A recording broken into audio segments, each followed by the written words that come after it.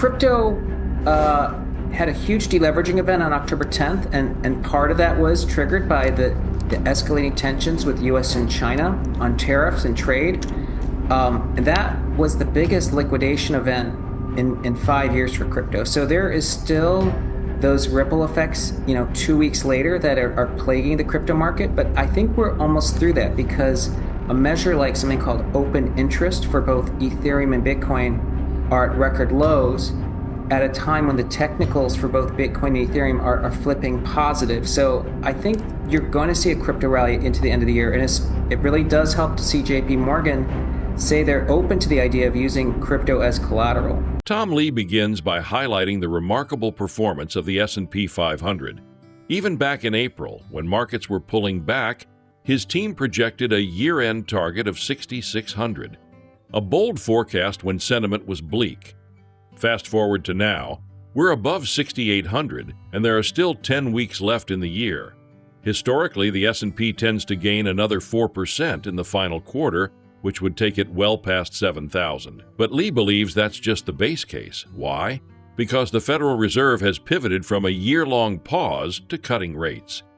Please take a little time to like this video, subscribe to the channel, and turn on post notifications for more videos like this. You can also check out our other videos on cryptocurrencies and the overall digital asset space, and drop your comments and observations in the comments section below. Everything you do helps with the YouTube algorithm and immensely contributes to the channel's growth. Thanks and enjoy the video. We're up more than 15% year to date for the S&P, probably more than you expected in late spring. At the same time, we had this government shutdown, tariff headaches. So why should investors be more bullish on risk assets, the market overall, than they were 6 months ago? Well, John, even at the April lows, just to be clear, our S&P year-end target was 6,600. So we were still expecting explosive recovery in markets. But we are above that level. And, we're 10 weeks before the end of the year, and the S&P is at 6,800. I think it's still a base case then for people to say that in just a typical year, the S&P should gain another 4%. That would put us over 7,000 into the end of the year. And I think that that's sort of the minimum. But because we've got the Fed cutting, and they started in September, they've been on pause all year. That only happened twice in the last 50 years, which is 1998 and 2024. I actually think the S&P, given the skepticism that's been plaguing this market all year, we could do far better than 4%, maybe even 10% into year end. Wow. Okay, so where does crypto fit in, especially when you're looking at how those currencies are moving versus what's happening with tariff concerns, global trade concerns, et cetera? Crypto had a huge deleveraging event on October 10th, and part of that was triggered by the escalating tensions with U.S. and China on tariffs and trade.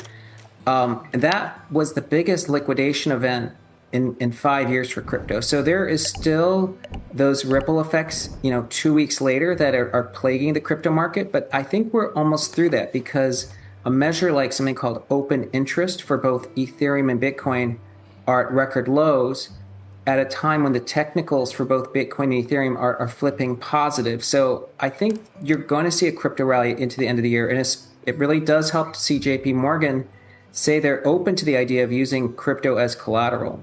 Yeah, I was actually going to get your thoughts on that, Tom. But in light of that, and you and I have had these conversations over the months, over the years. I can think about the conversation we had in early August where you talked about, on the exchange, where you talked about the fact that cryptocurrencies tend to be early indicators of where stocks are directionally headed, as well as indicators of liquidity in the broader market. So given what we are seeing in Bitcoin, and as that relates to the S&P 500 and arguably what we're seeing in Ethereum and what that says about the Russell 2000, I want to get your thoughts.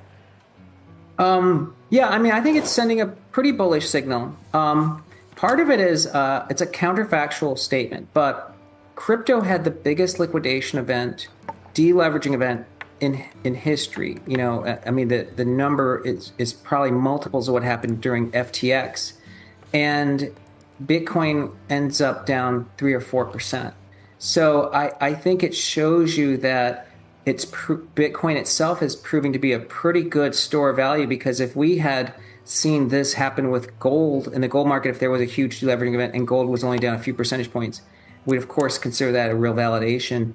And it's also true of Ethereum, because Ethereum is seeing so much activity growth. I mean, on the L1 and the L2, because of stable coins, and it's not reflected in the price. It does take time. So to me, because like what I'd call the fundamental activity on Ethereum is really picking up, it argues for a pretty big move into end of the year as well. Very big week looming. Let's show you what's going on. We have the busiest week of earnings season coming up. You know about the mega caps. 5 of the 7 are reporting. Jensen Huang gives a keynote on Tuesday. The Fed decision is on Wednesday. The meeting between the presidents, Xi and President Trump, of course, on Thursday. So we got a lot to look forward to. Weiss, I think it's interesting that this market looks at CPI cooler. It's convinced the Fed's going to be engaged, and highly so. It has a ticket to cut, and a ticket to cut multiple times. Your move the other day of either trimming or selling out of Alphabet, as you expressed it, was in part, as you said, to take down your exposure a little bit. This market doesn't seem like it wants to go down. Yeah, and I should have been clear. Take down my exposure in the assets that basically all have the same end game, which is cloud, which is AI. So I've got large positions, and I haven't sold all of Alphabet yet. I'm probably going to sell it into the earnings and wait for more of a run, because I'm concerned about search. But I've got large positions in Microsoft, in Meta, in Taiwan Semi. Not as large a position anymore in Netflix, which is separate. And they're all playing the same things. They all trade alike. I don't need that exposure. I know, but you were a little bit cautious the other day in the overall market. And I still am. Yeah. Why so? Well, I just think that at this point, the Fed cut is in the market. A couple of Fed cuts are in the market. Is it? How is that possible, given the move today? Well, we'll see when they actually do it. I think that today was the answer is, Scott, these moves perplex me, because you discount the news once, which got us to the level before today. Then you discount the news again when you get news like today, which it was better than expectations, frankly. But 3% inflation is still way above the Fed target. But this continues to be a half full market. But the risk is in some of those names, not long-term risk, but valuation risk, price risk in some of those names I have. So I have been cutting back. So I have more cash than I've had before, but still, it's about a 3-4% cash position. So it's not significant. All right, who wants the other side of that? Go ahead. Yeah, I think valuations are a tough timing tool. I think Steve would agree with that. Yep. I think we have rate cuts. We have meetings with Xi next week. We have earnings that have come in positive. We have earnings revisions that are headed higher. We have positioning that has moved back decidedly to neutral or slightly under. And so from our lens, the chase is on until the end of the year. We have a lot of liquidity in the markets. You're looking at cash building.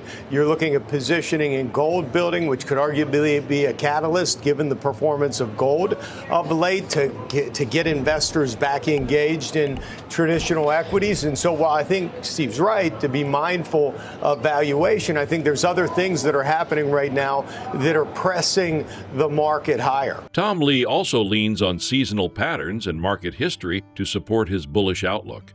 Historically, when the S&P 500 enters the fourth quarter above strategists' average year-end targets, the index still finishes higher in nearly every instance, with an average gain of about 4% in Q4. The only exceptions were in 2012, which had unique fiscal cliff dynamics. In other words, once momentum carries into October, it tends to persist through the holidays.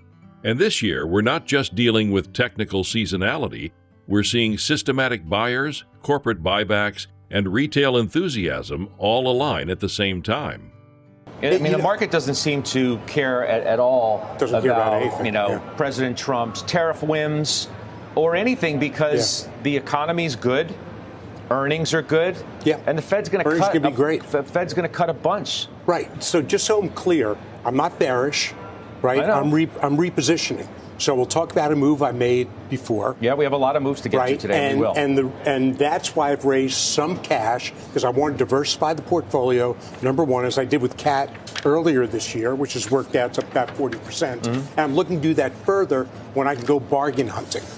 So that's why I won't have the cash. I don't want to have to sell at a particular point in time, and I am concerned about Alphabet Search. I mean, it's funny, those who were looking for a pullback, you had private credit bubble up, and people got a little bearish around that, and other, issues that were out there, what's going on between the U.S. and China, people got a little bearish about that.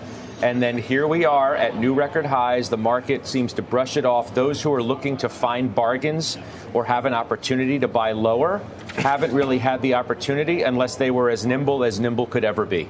You can't fight this. I mean, I hate the trite sayings that I've been saying for the past couple of weeks, like don't fight the Fed, don't fight the trend. You just got to believe in it. Look at the price action. And by the way, Steve, I understand and agree with your perplexity, to use that word that you used.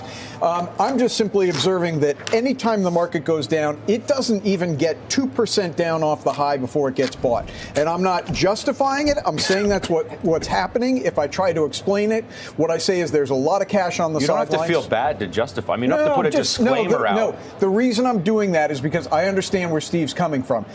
You look at this and you do say, isn't this already priced into the market? But that sort of analysis, the analysis that we all like to do, just doesn't matter. This is a trend is your friend sort of market. And you see it in how much cash comes into the market on the slightest dip, whether it's retail and money market funds, whether it's professional money managers trying to catch up to the benchmark. It just is what it is. Another trite saying. Now, there is justification. And Rob said it, with rate cuts coming, deregulation. And you know what? If you do get a China-U.S. trade deal, we go higher on it. That's just where we are. We'll worry about this in January, but right now the trend is your friend. Yeah, allow me to remove the perplexity, because you're asking, why is the stock market up today if we've already baked this in? And I think we baked in a rate cut for sure next week.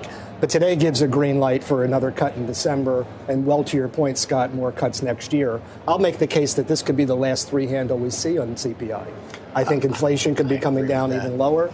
And this is all the reason why we're seeing the move today. Plus, next week, we get all these earnings reports, especially with the Mag 7.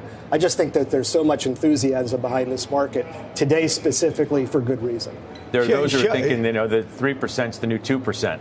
Well, I'm going to tell you it's something. It's not going to prohibit the Fed from going. Shelter is a very important component. That's what you saw today. You said goods inflation, but shelter deflation. Shelter makes up a disproportionate portion of the CPI, and it's going to be in a downward trend for a while. And then you have interest rates coming lower, which is going to spur building activity, which should also ultimately be, from a price standpoint, deflationary, even though it'll stimulate economic activity. And so I think the inflation story, I don't want to say it's dead, but it's at least put behind us for a while, because the tariffs aren't hitting the key goods like gasoline prices, because they're exempt from things like that. And so what ends up happening is goods inflation is really just hitting the high end of the market, which can completely tolerate it because they own the Nvidias, they own everything that matters. So they're ignoring it. And in the consumer economy, which really reacts to rents, right, and gas prices, you're seeing them not react to it either. And so it gets back to this situation where you can continue to have this momentum. Just how far can stocks continue to go up? They don't seem to care about anything other than what's right in front of it. Earnings are good, rate cuts are coming, and the economy's strong. I don't care about tariff headlines. I don't care about this, and I don't care about that. Is that where we're at? I think you're right. I mean, it's difficult to make a near-term bear case. I think we came through. There was a test for this market coming through the summer. It's a seasonally weak period of the year, and we had all these systematic buyers that I've spoken about with you on the show, full of stock. We had corporations, which have been a big support to the market, step away during that period of time. And we had excess sentiment. Our gauge of sentiment was at 70, which is extreme. Anything over 60 is optimism. That's come back down to 50. So here we are. We're entering into the seasonally strong period of the year. Sentiment has corrected. These systematic buyers have normalized their positions. and corporations are coming back in aggressively at the end of the year. And so we take all that, put it together, and then we say strategists still have their median target below where the S&P is trading out to year end. When you look at all the Q4s where that condition has been at the start of the Q4, we're higher every year except for 2012. And so with an average about 4%. So you can project that out. And I think that's what we're looking at here. That's the base case. It has to be the base case. I left something out. I mean, there's a really interesting story that's moved in the last, hour or so by another news organization where they're quoting Citadel Securities' Scott Rubner. He talks about how powerful retail demand has been, that it continues to act as the price setter of this market. Retail traders responsible for 22% of trading volume in U.S. stocks. Individual investors have been net buyers of U.S. stocks in 23 of the past 27 weeks. What do you make of the power of the retail cohort, whether we are giving that group enough credit in the role it's playing in this rally? I think it's changing models in real time of how we look at this market. And I think it explains, I just laid out the case, like many institutional investors were cautious over the summer, given what I just laid out. And retail carried us through. And Scott's work aligns oftentimes with our work. And I know that, so you have that retail bid, and then corporations come back at the level that we expect them to come back at, more than $1 trillion annual run rate that we've seen this year. That's a powerful combination. All these systematic buyers, and you throw retail in the mix. What it means is that we can reset sentiment and reset maybe that 3% correction we got in October was everything we're going to get. And I think that's a little bit surprising and shocking to the institutions. But yes, retail is buying the dip. I think it's part of this debasement trade we've been laying out for a while. Yeah, I mean, maybe driving a lot of stuff. The momentum trade, certainly the meme activity. The other point that he makes is that you're going to start to get buybacks again starting next week, right? We've had the blackout because of earnings period, and now you're going to throw that into the mix too? Yeah, like I said, that's exactly what we're seeing. We do seasonality of buybacks, and that really ramps up here in about a week. And so that explains a lot of the seasonality that we see. So one of the things we saw is that during the April-May period, when we had all of the tariff drama and the market was selling off, corporations were as much as 8% of buying activity in the market. And so that was crazy levels that we've ever seen. So anytime we see corporation buying more than 1% of the volume in the market, we tend to have strong days out of the equity, out of the S&P 500. And so you're talking 8, 2, 3, 4, 5% regularly throughout this year. It's along with retail, like I said, it's a lot of buying pressures, like trying to hold a beach ball underwater. It doesn't work with the math there. So yeah, you have to be bullish to year end. And then the other thing we hear is, valuations, and we've done a lot of work on valuations, and I don't see this market as really being overvalued, to be honest. The takeaway from Tom Lee's analysis is clear. This is not a fragile rally. It's a liquidity-driven, earnings-supported, and sentiment-fueled advance that could carry much higher than most investors believe.